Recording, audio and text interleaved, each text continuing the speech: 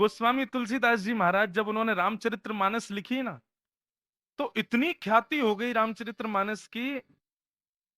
काशी में एक ब्राह्मण रहता था, वो बड़ा चिढ़ता था उनसे। उसने बहुत सारा धन दे करके दो डाकुओं को पकड़ा और कहा ले लो बहुत सारा धन और जाकर के तुम गोस्वामी तुलसीदास जी को मार दो। डाकू बोले काम हो जाएगा। अर्धरात्रि का समय, गंगा के तट पर परन कुटी में रहते थे गोस्वामी तुलसीदास जी महाराज।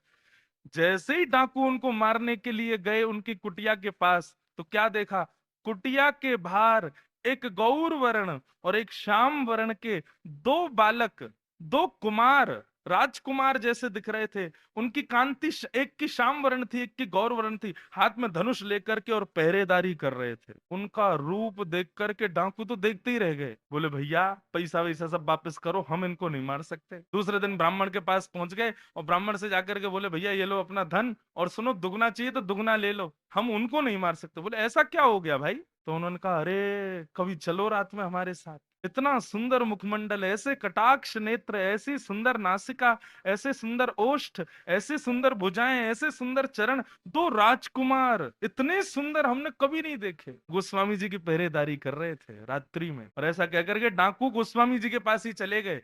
गोस्वामी जी से जाके बोले भगवान हमको क्षमा कर दो। बोले क्या है बात को भैया, तुमने ऐसा क्या किया? बोले हम रात में आपको मारने आए थे। गोस्वामी जी बोले तो फिर मारा क्यों नहीं?